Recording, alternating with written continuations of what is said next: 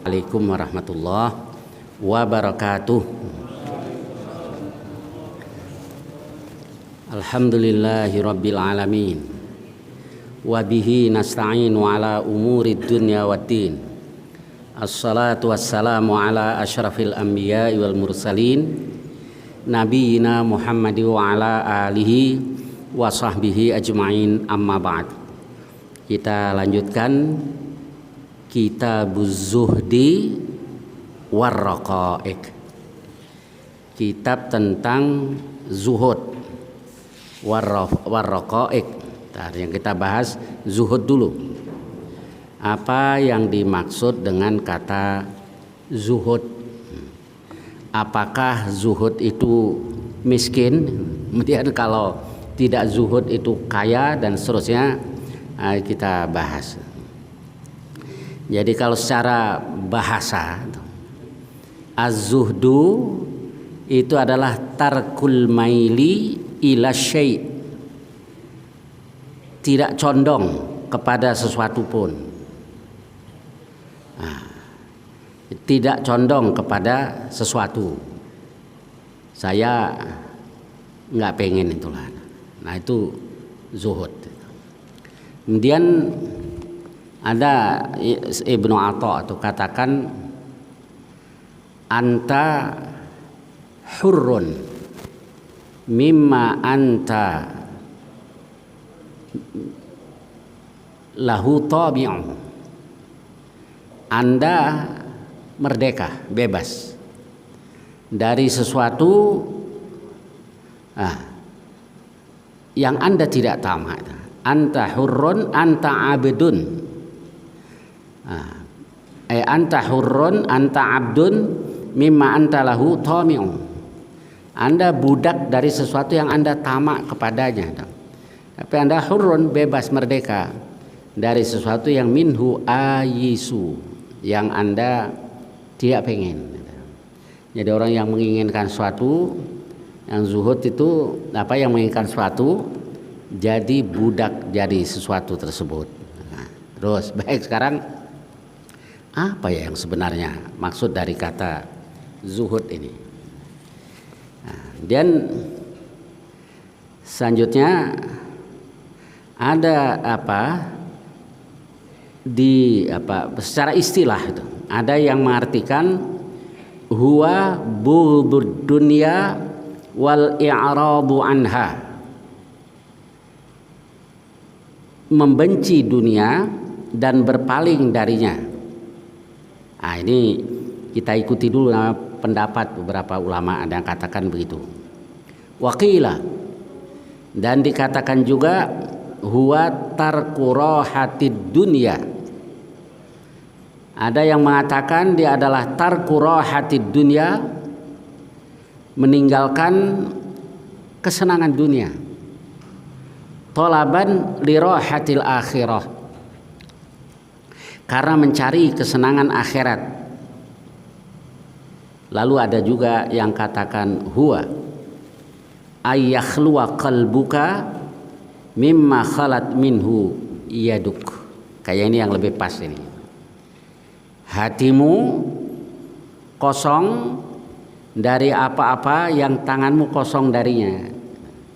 Maksudnya nggak punya mobil, kan nggak ada di tangannya. Ya udah, hatinya juga tidak menginginkan hal itu. Jadi kayaknya yang lebih pas zuhud itu kaitannya dengan hati. Jadi ta'alluqul qalbi. Sahabat banyak juga yang kaya-kaya, tapi ya mereka orang-orang yang zuhud, yang zahid. Utsman bin Affan, sedekah, infak, jariyah Utsman sampai sekarang masih kita rasakan. Berarti kan ta'alluqul qalbi. Apa kita katakan Utsman tidak zuhud? Ya zuhud. Terus apa kalau miskin pasti zuhud? Ya enggak juga. Soalnya kaitannya dengan hati. Miskin belum tentu zuhud. Miskin tamak, nah kan enggak zuhud berarti. Kaya tamak, nah lebih parah lagi. Nah, Kayak ada cerita aja lah, cerita anekdot lah gitu. Ada orang yang mau menghibahkan rumahnya, tulis itu, rumah ini akan aku hibahkan kepada orang yang zuhud, yang zahid. Ada orang datang kuculuk, assalamualaikum, waalaikumsalam, Pak berikan ke saya saja karena saya orang yang zuhud. Ya berarti Anda tidak zuhud karena dia mengharap tadi tamak. Jadi sebenarnya belum tentu kalau miskin itu tidak zuhud, atau kalau kaya tidak zuhud. Jadi lebih sini kayak para sahabat radhiyallahu anhum. Ya ada yang kaya, ada yang miskin.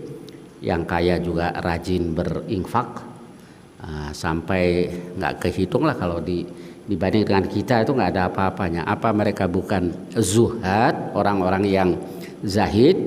Ya zahid. Baik, kemudian kaitannya dengan zuhud tadi berarti yang lebih pas ini ya. Saya contohkan lagi. Ketika Qarun keluar dengan mengenakan atribut kekayaannya, ada orang-orang yang tidak beriman itu katakan, ya laitalana mithlama utiya Qarun. Duhai andai saja jika kita memiliki seperti yang diberikan kepada Qarun. Nah itu yang tidak beriman. Allah, kalau kayak Qarun enak kali ya. Terus kalau yang beriman tidak. Yang beriman nasihatnya itu wabtaghi fima ataqallahu darul akhirah. Carilah kampung akhirat itu pada apa yang Allah berikan kepada engkau. Kamu kan dikasih harta itu loh, Pak. Nah, gunakan hartamu itu untuk memperoleh akhirat. Berarti harta kan bisa untuk membeli akhirat. Nah, kalau kita gunakan harta tersebut untuk menjalankan ketaatan terhadap Allah, maka orang-orang yang beriman sarankan bahwa betagi fima ataqallahu darul akhirah, carilah ad-darul akhirah, kampung akhirat. Fima ataqallah, dalam hal yang apa yang Allah berikan kepada engkau. Tetapi juga jangan semuanya untuk membeli akhirat, karena kita hidup di dunia. Maka Allah katakan wala tangsa nasibaka minad dunya, jangan kau lupakan bagianmu di dunia. Baik, jadi kemudian ada juga hadis yang lain tuh, yang kisah tentang Sa'ad bin Abi Waqqas yang dulu sudah pernah kita bahas. Sahabat Sa'ad bin Abi Waqqas itu sakit waktu haji wada. Jadi dia ikut Rasulullah Shallallahu Alaihi Wasallam haji wada di Mekah sakit. Nah para sahabat itu sedih kalau matinya di negeri awalnya dia mau sebelum berangkat di hijrah. Mereka semua menginginkan supaya meninggalnya di negeri hijrah. Kemudian dijenguk oleh Rasulullah Shallallahu Alaihi Wasallam. Dia katakan, ya Rasulullah, innahu qad balagha bi minal waja' ma tara. Sesungguhnya sakitku telah sampai pada tingkatan sebagaimana yang kau lihat. Saya sudah kayak begini nih ya Rasul. Jadi dia merasa mau mati. Wa ana dzumal, saya orang yang punya harta. Wala yarithuni illa benatun li, sementara tidak ada yang mewarisiku kecuali satu anak perempuanku saja. Jadi waktu itu dia nggak punya siapa-siapa, cuma satu anak perempuan. Lalu dia tanya ke Rasul, afa atasaddaqu bi thulutsai mali, boleh tidak saya sodakoh dengan 2/3 harta saya? Nabi katakan jangan. Fasyatru ya Rasulullah, separuh gimana ya Rasul? Jangan. Fathulutsu ya Rasulullah, 1/3. Wahai Rasulullah, na'am. Wathulutsu katsir au kabir. Ya, dan 1/3 itu sudah banyak atau besar. Lalu apa nasihat Rasul? Innaka antadhara warathataka aghniya khairun min antadharahum alatan yatakaffafunan nas. kau tinggalkan ahli warismu dalam keadaan cukup itu lebih baik daripada engkau tinggalkan mereka dalam keadaan alatan miskin. Yatakaffafuna nas, kafu dengan tangan, maksudnya minta-minta ke telapak tangan, kafu minta-minta ke manusia. Berarti kalau kita lihat hadis tersebut, nggak juga kita disuruh miskin kan? Jadi zuhud tidak identik dengan miskin. Engkau tinggalkan para ahli warismu. Pada waktu itu ahli warisnya cuma satu. Ternyata itu isyarah dari Rasulullah SAW bahwa dia nggak mati saat itu. Ternyata benar Allah memberikan umur panjang dan dia punya ahli waris lagi yang banyak gitu. Dan dia banyak membawa manfaat untuk umat Islam. Lalu Nabi katakan wa innaka lan tunfiqa nafaqatan. Wahai saat engkau tidak memberikan nafkah satu nafkah pun tabtaghi biha yang engkau cari karena wajah Allah, karena cari redha Allah, illa ujirta fiha, melainkan kau akan dikasih ganjaran oleh Allah. Jadi sebenarnya harta tadi bisa untuk membeli akhirat. Maka kalau engkau berinfak satu infak yang niatnya, tapi syaratnya ada, niatnya karena mencari redha Allah, melainkan akan diganjar. Hatta ma taj'alu fi fimra'atik, hingga yang kau letakkan di mulut istrimu. Berarti gimana ini? Rasul ajarkan jadi miskin apa nih? Oke. Jadi sebenarnya nggak identik dengan miskin ya. Ini hati aja. Ya, maka kalau kaya jangan pelit. Ada lagi lebih ini, udah miskin pelit. Jadi sebenarnya ini soal ta'alluqul qalbi, soal keterikatan hati. Baik, kemudian di hadis yang lain Nabi katakan la hasada illa fitnatain. Enggak boleh ngiri. Ngiri itu dalam arti ghibthah. Pengen banget, terobsesi, kecuali terhadap dua. Yang pertama rajulun atahullahu malan, orang yang dikasih harta oleh Allah fahuwa yunfiquh, dia menginfakkannya an ana al-lail wa ana an-nahar, malam dan siang. Ini boleh kita pengen kayak dia tuh. Duitnya banyak, rajin infak, rajin sedekah. Nah, itu kita boleh terobsesi dengan hal itu. Jadi nggak usah pengen kaya, pengen banyak zakat, banyak infak, banyak sedekah. Kalau banyak zakat, banyak infak, banyak sedekah pasti kaya. Kaya belum tentu banyak zakat, banyak infak, banyak sedekah. Jadi ini boleh kita pengen banget. Kemudian yang kedua, warajulun atahullahul Qur'an, orang yang dianugerahi Al-Qur'an, fahuwa yaqumu bih, dia melaksanakannya. Ada orang yang pintar, naudzubillah, tsumma naudzubillah, pintar Quran tapi tidak dijalankan isinya. Jadi hanya kolektor ilmu saja, ilmunya banyak gak dijalannya, naudzubillah. Jadi yang diperintahkan tadi yang kedua, pengen kayak orang yang atahullahul Qur'an, orang yang dianugerahi Al-Qur'an oleh Allah, fahuwa yaqumu bih, dia melaksanakannya ana al-lail wa ana an-nahar, malam dan siang. Ini kita boleh terobsesi, pengen banget kayak orang itu. Yang lain nggak usah, terobsesi lain yang nggak ada gunanya. Pengen kayak Korun, pengen kayak siapa Yahudi yang paling kaya tuh, George Soros.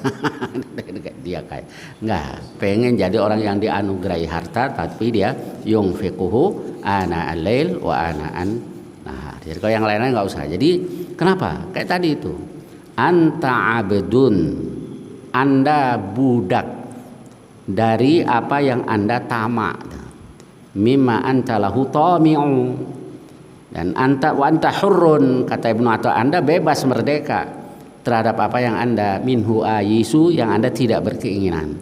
Jadi ya bukan nggak boleh, tapi tujuan hidupnya pengen punya mobil yang paling mahal, segala usahanya dicurahkan untuk itu saja.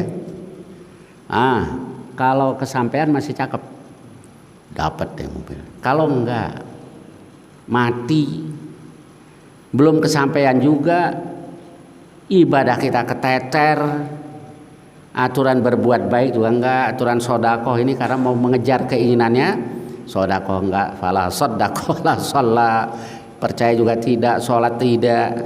Ya untuk mengejar itu saya sia-sia nanti hidup kita.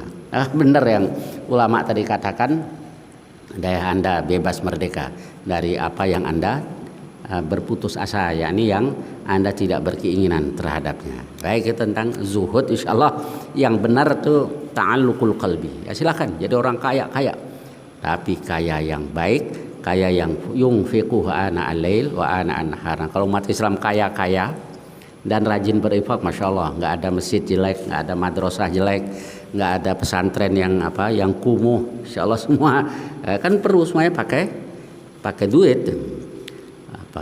Mau bikin rumah sakit Islam juga perlu duit. Jadi silahkan kaya yang tujuannya untuk membeli akhirat, bukan semata-mata dunia. Kalau tujuannya semata-mata dunia, nah itu yang Allah katakan wa mal hayatud dunya illa mata'ul ghurur, dan kehidupan dunia tidak lain adalah kesenangan yang menipu. Apa yang maksud dengan menipu? Yakni seolah membuat kita kekal, ternyata tidak. Baik, yang kedua ar-raqaiq. Apa itu raqaiq? Raqaiq itu jamak dari kata raqiqah.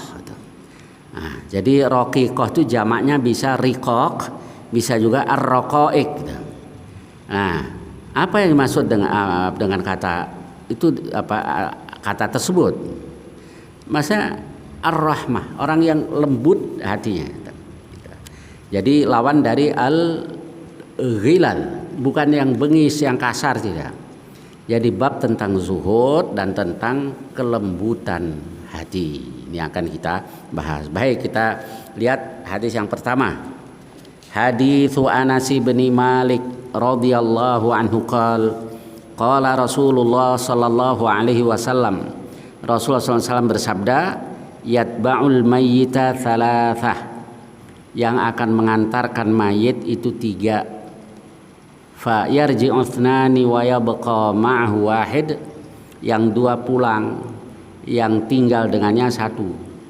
Yatba'uhu ahluhu wa maluhu wa amaluh, yang mengiringinya adalah keluarganya, hartanya dan amalnya. Fa yarji'u ahluhu wa maluhu wa yabqa amaluh, maka pulanglah keluarga dan hartanya, dan yang tinggal adalah amalnya. Ini semua pasti ngalami. Siapa yang nggak akan mati? Mati itu dalam Al-Quran disebut dengan kata al-yaqin. Wa'bud rabbaka hatta ya'tiyakal yaqin.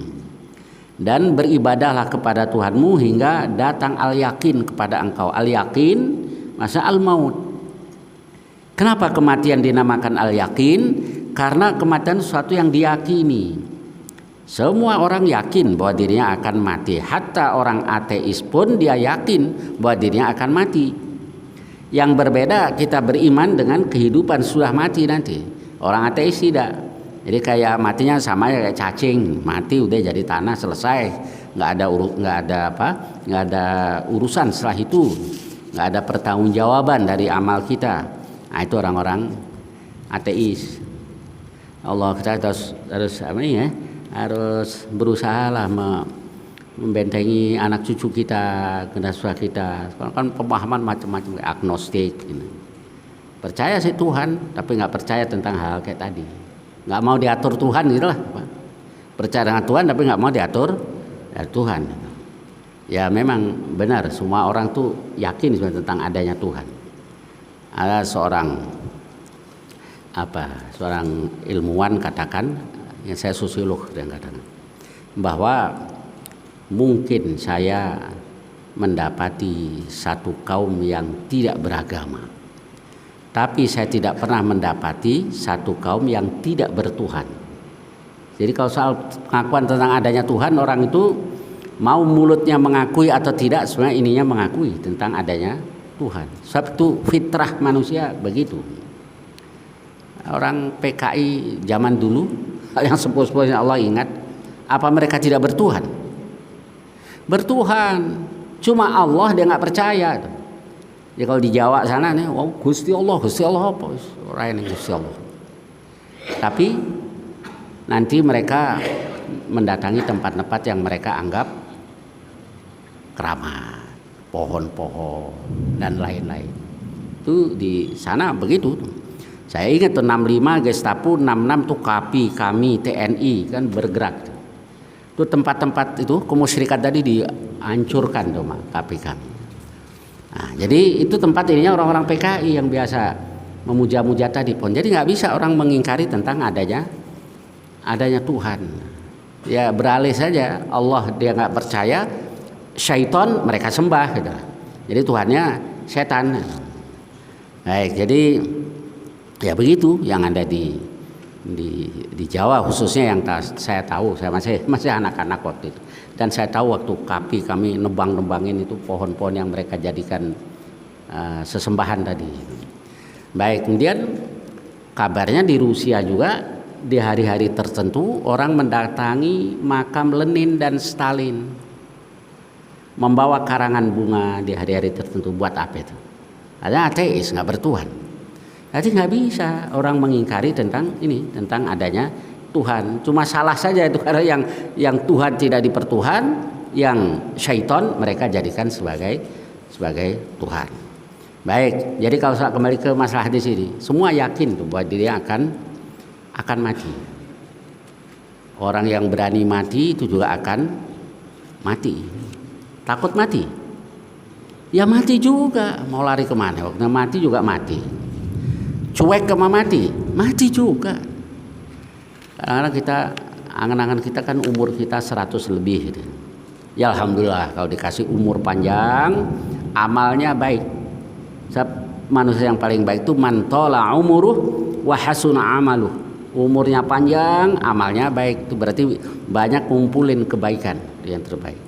Tapi apa iya ya kalau umur 100 tahun badan kita apa masih kuat ya? Saya umur segini aja ya Allah, sholat udah sering duduk, jarang, karena kalau kuat diri ya diri, jalan sempoyongan.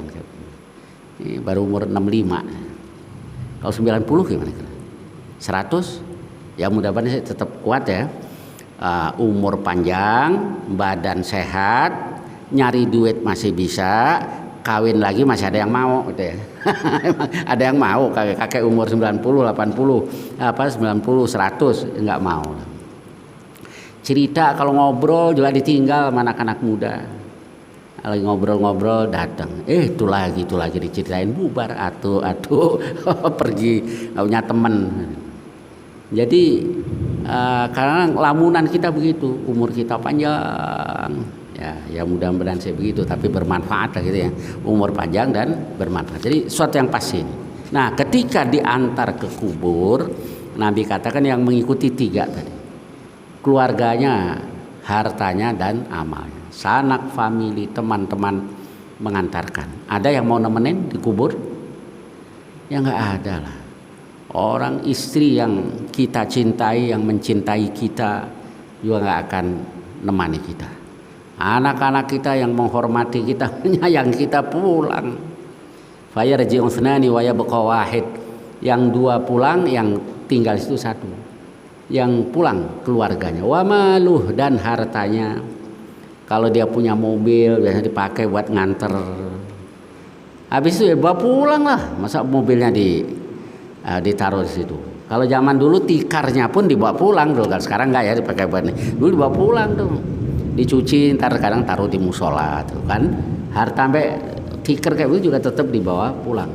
Jadi fayarji'u ahluhu wa maluh, pulanglah keluarganya dan hartanya, wa yabqa amaluh, dan yang tersisa adalah amalnya. Nah itulah yang nanti akan mengantarkan kita, yang akan menemani kita sampai menghadap Allah Subhanahu wa taala. Baik, jadi sekali lagi zuhud tadi bukan berarti itu ya. Orang kan bisa berbuat baik dengan harta. Jadi soal nih kayak tadi itu amalnya. Amal kan macam-macam, sholat yang wajib itu jelas lah yang wajib.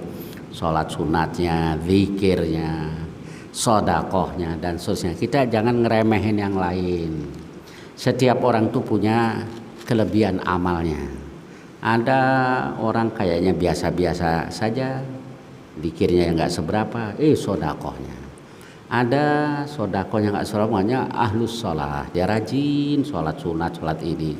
Ada yang ahlus siyam, rajin puasa, dan seterusnya lah. Semua orang punya ini, punya kelebihan dalam hal tadi. Maka jangan juga kita meremehkan yang lain. Dan itu nanti akan kita bawa menghadap Allah Subhanahu wa taala. Baik, kemudian hadis yang berikutnya. Hadits Amr bin Aufin wa huwa halifun li Bani Amir ibni Lu'ay. Dari Amr bin Auf. Amr bin Auf itu adalah halifnya. Jadi halif itu sekutu lah. Jadi dulu kalau ada orang dari luar Mekah, misalnya tinggal di Mekah, atau orang luar Madinah tinggal di situ, mengadakan muhalafah, perjanjian damai dengan suku-suku setempat. Kayak Yahudi yang tinggal di Madinah, numpang kalau dulu. Bani Quraidah itu halifnya suku Aus. Jadi bisa tinggal aman di situ karena menjadi sekutu dari suku Aus. Bani Nadir misalnya itu sekutu atau halif dari Bani Khazraj. Jadi ini yang disebut halif tadi. Baik, saya lanjutkan. Nah, kalau Amr bin Auf adalah halifnya Bani Amir ibni Lu'ay. Wa kana syahida Badran.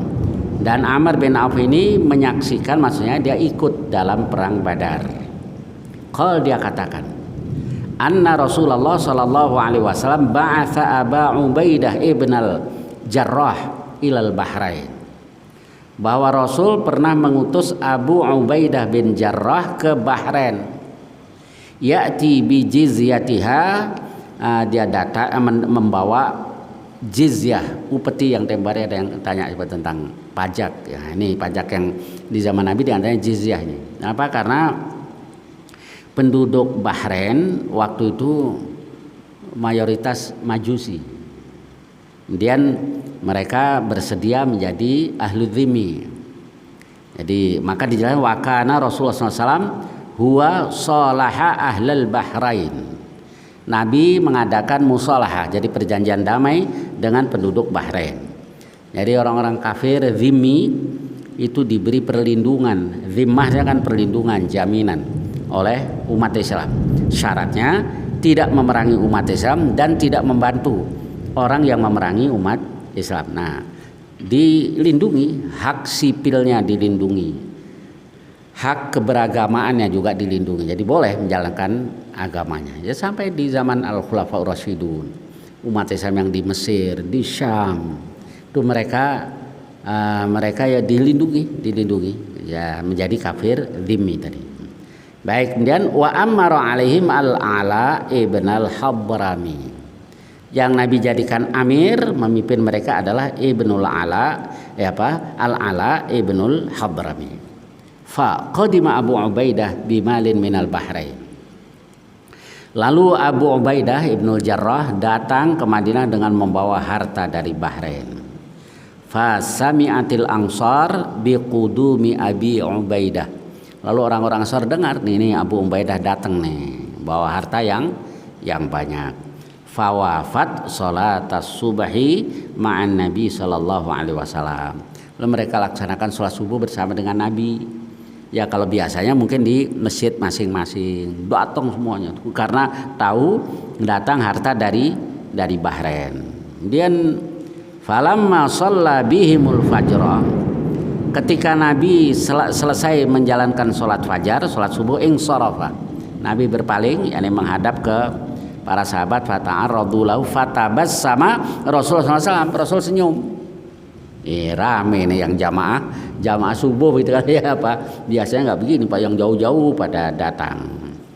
Waqal, dan Nabi bersabda, adzunnukum qad sami'tum anna Aba Ubaidah qad ja'a bi syai'. Saya mengira kalian sudah pada dengar nih bahwa Abu Ubaidah datang membawa sesuatu. Qalu ajal ya Rasulullah. Mereka katakan iya ya Rasulullah. Qal fa abshiru wa amilu ma yasurukum. Ya sudah, bergembiralah dengan apa yang membuat kamu gembira. Jadi boleh saja senang karena dapat harta asal halalan thayyiban, boleh kita senang. bisa beli mobil, alhamdulillah. Bukan haram, boleh. Tetapi Nabi ingatkan, fa wallah, demi Allah, lal faqru akhsha alaikum, bukan kefakiran yang lebih aku khawatirkan atas kamu. Ada yang Nabi khawatirkan, walakin akhsha alaikum an tubsata alaikumud dunya, tapi yang aku khawatirkan jika dunia itu dibentangkan buat kamu, dibuka sama Allah dunia, kama busitat ala man kana qablakum, sebagaimana dulu telah dibuka harta itu buat umat sebelum kamu. Fatanafasuha, lalu kamu berlomba untuk memperolehnya, kama tanafasuha, sebagaimana mereka juga berlomba, berkompetisi untuk memperolehnya. Wa tuhlikakum kama ahlakathum, dan nanti hal itu atau harta itu bisa membinasakan kamu sebagaimana dulu telah membinasakan mereka. Nah ini kalau kita terlalu tamak nanti terhadap harta, ya kayak tamak itu kan nggak ada habisnya. Kata Rasul, andai saja laukana li bani Adam, andai saja anak Adam ini punya satu lembah emas, la ahabba ayyakuna lahu wadiyain, pasti dia pengen punya 2 lembah. Nggak ada ini ya, nggak ada habisnya ya. Dulu masih ini, ya Allah dapat kerjaan kayak ya Allah, hamba pengen ngumpulin duit buat nikah, kasih kerjaan, kumpulin duit bisa nikah. Nikah ngontrak kecil rumahnya, alhamdulillah ya Allah, buat ngontrak kecil nggak apa-apa, kontrak. Terus pengen lagi, ya Allah kalau gedean enak kali ya, kalau kontrakannya lebih besar, kasih oleh Allah.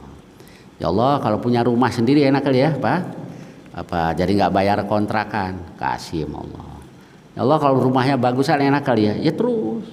Bukan berarti kita nggak boleh memperoleh hal itu, tapi jangan hidup kita hanya untuk itu saja.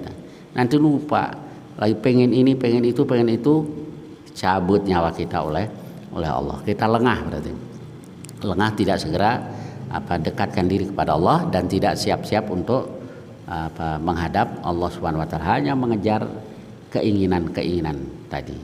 Sebenarnya kebutuhan kita nggak banyak ya, keinginan kita yang banyak. Kalau kebutuhan kita nggak banyak, kira-kira sampai mati kita butuh duit berapa ini? Nggak banyak, tapi keinginan kita yang banyak. Maka gunakan yang Allah berikan itu untuk berbakti kepada Allah, biar nanti celengan kita bisa ditebok lah, celengan kita di akhirat nanti. Baik, saya lanjutkan. Kemudian Nabi katakan, bukan kefakiran yang aku khawatirkan, yang lebih aku khawatirkan ketika dibukakan dunia malah berlomba untuk hal itu, lupa sudah. Orang kalau sudah kena ini, ya Allah biar pinter sudah belajar agama, anak kiai siapa kayak, kalau sudah hubbud dunia seperti ini, nah nanti ancur-ancuran, korupsi dan seterusnya, Masya Allah nggak ada habisnya ya. Dia dapat segitu masih pengen lagi. Nanti kalau ditahan, jadi tahanan KPK senyum-senyum, dada, nggak ada malu-malunya koruptor. Jadi kalau sudah malunya saja hilang tuh, Masya Allah, gimana ya? Korupsi nggak malu, biasa aja. Orang tuh kalau masih ada rasa malu, masih ada kendalinya. Nah, Nabi katakan al-haya minal iman. Malu itu sebagian dari iman. Ya pertama malu ke manusia, yang lebih tinggi lagi nanti malu di hadapan Allah Subhanahu wa taala. Itu gara-gara tamak terhadap arah harta, berkompetisi, berlomba untuk memperoleh harta sampai lupa, nggak ada habisnya. Mau dapat berapa triliun juga masih pengen lagi yang lebih banyak lagi. Tahu-tahu mati. Walai yamla jaufahu illa turab, kata Rasul, nggak ada yang memenuhi mulutnya kecuali debu.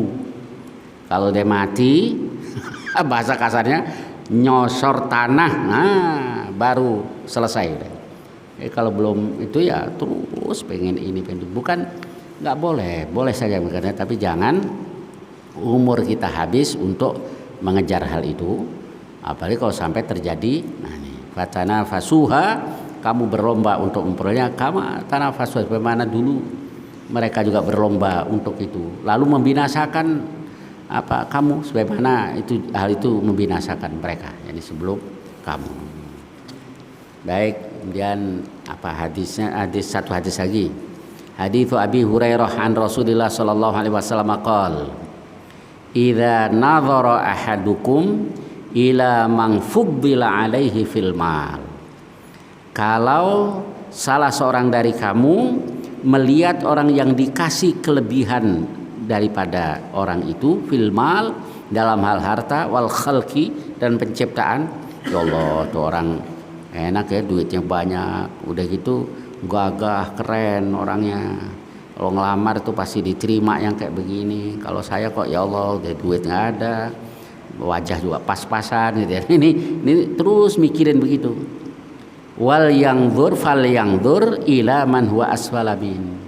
Kalau dalam hal begitu hendaklah dia melihat kepada yang lebih rendah darinya. Ya Allah tuh aja orang miskin nyari makan buat sehari-hari saja susah, mana naudzubillah misalnya apa, cacat lagi, saya alhamdulillah masih sempurna.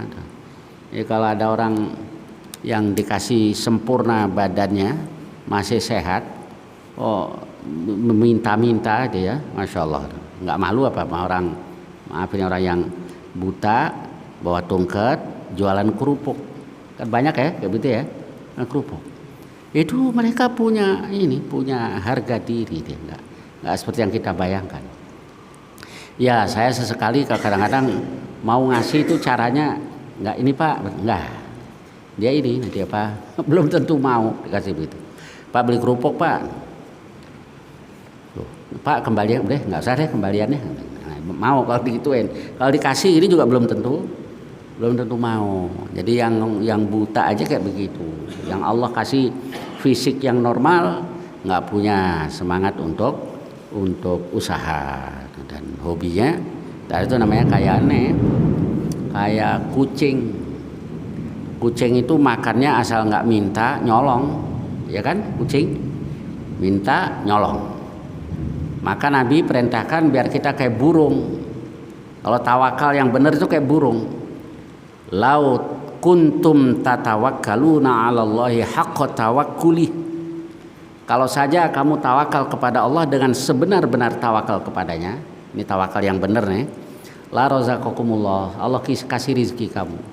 Kama yarzuqut thair, sebagaimana Allah berikan rezeki kepada burung.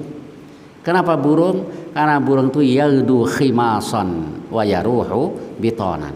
Dia berangkat di pagi hari dalam keadaan lapar, pulang di sore hari dalam keadaan kenyang. Artinya usaha, nanti Allah yang kasih. Ya rezeki juga datang nanti. Iya benar, tapi kita disuruh berusaha, itu wajib berusaha tadi. Baik, kemudian kalau soal agama gimana? Jangan lihat yang di bawah. Soal agama, akhlak, jangan ya saya masih mending biar begini-begini, masih sholat masih ini, nggak kayak tetangga saya udah nggak sholat ini, ya lihat yang begitu. Kalau agama kita lihat orang yang ya Allah itu orang susah tapi sholatnya, ibadahnya saya kalah, nggak ada apa-apanya. Nah, itu misalnya kalau dalam hal agama. Baik, saya kira sampai dengan hadis ini barangkali ada pertanyaan-pertanyaan tentang hadis yang kita bahas tadi atau lainnya yang saya bisa, silakan, tafadhalu. Silakan.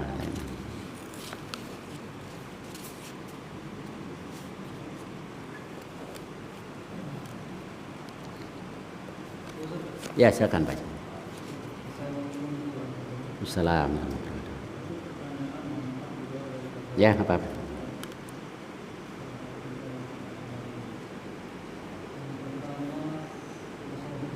Ya.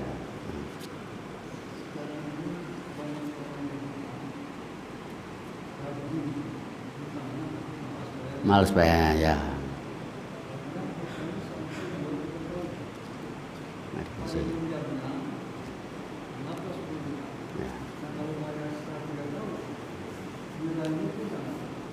Udah beda itu ya. Iya. Iya. Itu gimana cara bayarnya itu?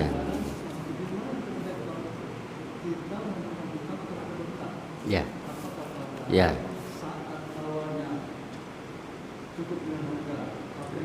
Ya. Ya, baik.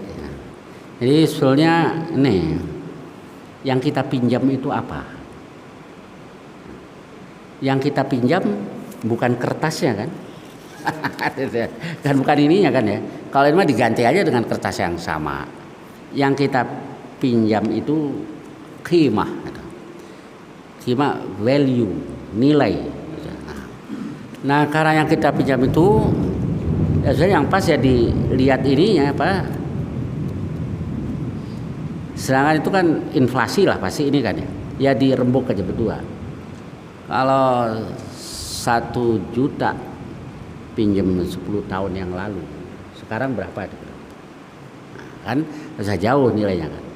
Nah maka kalau ada yang beristihad apa emas itu dikeruskan, dikonversikan dengan emas, nanti ya tepat sebenarnya karena emas itu patokan. Kayak Nabi juga tetapkan dinar dirham itu karena itu yang harganya ukurannya justru itu. Nah, kalau uang yang seperti ini buat beli emas dapatnya dulu dapat 2 gram sekarang segram, ya berarti uangnya kan yang turun. Atau antum yang ahli ekonomi lah. Saya dulu nggak ini ekonomi dapat C juga nggak apa-apa, saya dulu yang penting ada yang lulus kan begitu kan ya. Jadi ya dirembuk berdua. Dulu nilainya nggak segitu, sudah 20 tahun sekarang masih dibayar segitu juga. Sebab yang kita pinjam bukan lembarannya ini kan, tapi value dari apa nilainya. Nah nilainya diukur dengan apa? Yang pas dengan emas tadi yang paling pas. Wallahu alam. Ya kan banyak yang berpendapat begitu ulama-ulama sekarang. Karena kalau dulu mungkin kasus-kasus kayak begitu nggak terjadi kan. Jadi itu masalah kontemporer sebetulnya. Kalau dulu pinjam ya dinar, dirham, ya pas kan nilainya sama kan. Atau gimana baiknya lah berembuk dua. Wallahu alam. Ada, saya jelaskan itu dasarnya dari kitab apa. Ya kalau kita bicara masalah jual beli, masalah ekonomi itu. Ya para ulama dulu ya simpel-simpel saja. Karena waktu itu jual beli itu masih sangat simpel. Apalagi kalau kita lihat di hadis-hadis. Di hadis-hadis tuh jual beli itu banyak yang barter sebetulnya. Ada yang menggunakan alat tukar kayak dinar, dirham, uqiyah dan lainnya.